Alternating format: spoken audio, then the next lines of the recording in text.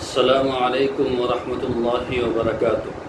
खैर से हैं तमाम अहबाब, उम्मीद है इंशाअल्लाह बखैर होंगे और मेरी दुआ यही है कि अल्लाह तबारक व तआला आपको आफियत के साथ में रखे।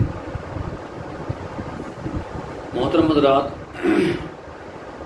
आज का जो नुस्खा है वो बहुत ही अच्छा है, बहुत ही शानदार है और आप उसको अगर गौर के साथ में सुनेंगे तो बहुत ज़्यादा फ़ायदा उठाएंगे। वे लोग जो लोग किरत करते हैं, नज़में पढ़ते हैं, नात पढ़ते हैं, मुशायरों में जाते हैं, गज़लें पढ़ते हैं, कलाम पढ़ते हैं या वो कुछ भी चीज़ गाते हों और उनकी आवाज़ में दिक्कत रहती हो, बलगम परेशान करता हो, उनकी आवाज़ फट जाती हो, जिनकी आवाज़ फट जाती हो और उनका सुर अच्छा नहीं बनता, वो लोग इस नुस्खे को इस्तेमाल कर सकते हैं। जिन लोगों को गाने की ज़रूरत पड़ती है, कुछ भी गाते हैं, चाहे वो नात पढ़ते हों, गज़ल पढ़ते हों या हम्द बारी ताला पढ़ते हों या फिर किरत करते हों, ऐसे कुर्रा हजरात जो ये कहते हैं कि जी हमें हमारी ज़बान जब हम किरत करते हैं तो फिर आवाज़ जो है फट जाती है, ऐसे लोगों के लिए ये बहुत ही शानदार नुस्खा है। बस तवज्जो से सुनने की ज़रूरत है और ये कोई मुश्किल काम नहीं है, ये कोई मुश्किल नुस्खा नहीं है जो सा मैंने ये अभी लिखा है। और ऐसा नुस्खा लिखा है कि आप इस नुस्खे को लेकर तमाम जितने भी तुम्हारे जानने वाले हकीम लोग हैं, जितने भी हुक्मा हैं या डॉक्टर्स लोग हैं, सबके पास चले जाएं, कोई इसको गलत साबित नहीं कर सकता। यहाँ तक कि मैं आपको ये कहना चाहता हूँ, अगर आप जो है एआई का भी इस्तेमाल करेंगे, एआई का भी इस्तेमाल करेंगे, वो भी गलत साबित नहीं कर सकता इस नुस्खे को। ये इतना शानदार नुस्खा है।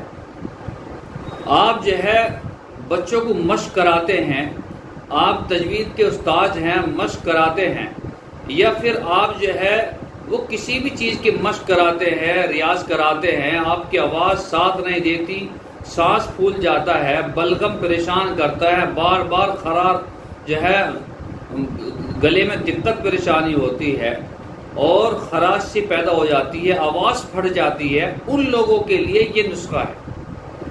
करना क्या है आपको, एक तो वीडियो को लाइक कर देना है और आपको बताना है कि आप कौन से शहर से देख रहे हैं। दूसरे ये कि आप जो हैं चैनल को सब्सक्राइब करें और बेल आइकन को दबाएं ताकि आने वाली वीडियोस का जो नोटिफिकेशन है वो आपको मिलता रहे। करना क्या है, आप इसको समझिए, मैंने लिखा क्या क्या लिखा है और ये आप इसको बार बार देख लें, लिख लें और जैसे मैं बताता हूं ऐसे इस्तेमाल करें। हर आदमी बना सकता है, ये सारी चीज घर में मिल जाएंगी, कहीं बाहर जाने की जरूरत नहीं है, घर का रसोई का सामान है ये। आप इसको रसोई में से लेकर थोड़ा थोड़ा मिकदार में, थोड़ी थोड़ी मिकदार में इसकी गोलियां बना सकते हैं और दिन में 2-4 दफे इसको चूस लें, आवाज़ आपकी बहुत शानदार हो जाएगी। करना क्या है, आपको हल्दी पाउडर लेना है 20 ग्राम। हल्दी पाउडर हर घर में मिल जाता है, हल्दी पाउडर सबके पास में है। हल्दी पाउडर 20 ग्राम। दूसरी चीज़ है सेंधा नमक। सेंधा नमक अगर पंसारी के यहाँ भी जाने की ज़रूरत नहीं है, सेंधा नमक परचून की दुकान पर जहाँ हल्दी नमक वगैरह मिलता है वहीं मिल जाएगा। लाल कलर में होता है हल्का सा, ठीक है, वाइट भी होता है, कई कलर के होते हैं। सेंधा नमक लेना है आपको, ये भी 20 ग्राम लेना है। इसी तरह से अदरक पाउडर यानी सौंठ, अदरक पाउडर ये आपको 15 ग्राम लेना है। अदरक पाउडर जो होता है, सौंठ, ये भी 15 ग्राम, ये भी घर ही मिल जाएगा, ठीक है। ये सारी चीजें तुम्हें घर ही मिलना है, आप इसको सुनते रहें, कितनी शानदार गोलियां बनने वाली हैं ये। उसके बाद में मुलहटी को आप जानते हैं, ये भी अब आजकल देहातों में जो बड़ी दुकानें हैं परचून की, वहां पर मिल जाती है मुलहटी साबुत ले आए या पाउडर ले आए। इसका पाउडर 15 ग्राम लेना है, ठीक है। काला नमक ये हर जगह मिल जाएगा, डली वाला लेना, काला नमक 5 ग्राम। तुलसी पाउडर, तुलसी के पत्ते सुखा लीजिए, इसको पाउडर बना लीजिए, ये 10 ग्राम लेना है। इसी तरह से लौंग पाउडर, ठीक है, ये 2 ग्राम लेना है। पुदीना पाउडर ये 5 ग्राम लेना है। इसी तरह से शहद लेना है। अब ये समझो आप, ये सारी चीजें कहाँ मिलती है? घर की किचन में मिल जाएंगी भाई। हल्दी भी मिल जाएगी, सेंधा नमक भी, अदरक भी, सौंठ भी मिल जाएगी। इसी तरह से मुलहटी भी मिल जाती है घरों में, मुलहटी, ठीक है। इसी तरह से काला नमक भी मिल जाता है। और तुलसी के पत्ते हैं, तुलसी पाउडर, लौंग पाउडर, पुदीना पाउडर, लौंग घर मिल जाएगी। तुलसी वो भी घरों में रहती है, तुलसी के पत्ते सुखा लें, ठीक है। और तुलसी चाहिए कितनी? 10 ग्राम चाहिए। पुदीना वो सुखा लें, 5 ग्राम चाहिए।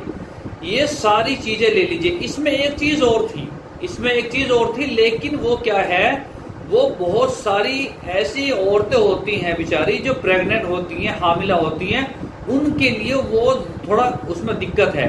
वो इसमें एक चीज और गिर दिया, कुलंजन, लेकिन कुलंजन मैंने छोड़ दिया है, ठीक है। ये सारी चीजें ले लें जितनी जितनी ग्राम में है। इनका सारों का पाउडर बना लें। पाउडर बनाने के बाद में एक जगह मिक्स कर लें और आप शहद ले लें, शहद उसमें गिरते जाएं और इसको गूंथते जाएं, जैसे आटा गूंथते हैं इस तरह से गूंथते जाएं। और ऐसा बना लीजिए ताकि आपको गोलियां बनानी है। इतनी पतला भी ये गोंद, इतना पतला भी वो नहीं बनना चाहिए कि गोलियां ना बने, और इतना सख्त भी ना हो, ठीक है। आपको शहद मिलाते जाना है और गोलियां तैयार करते जाना है। जब ये खूब बढ़िया गूंद जाए, गोलियां बनाए और साए में सुखानी है, धूप में नहीं सुखानी, साए में सुखानी है। अगर आपने ये नुस्खा बना लिया, ये गोलियां बना ली, तो उसके बाद में मैं कहता हूँ बहुत ही मजेदार हैं ये।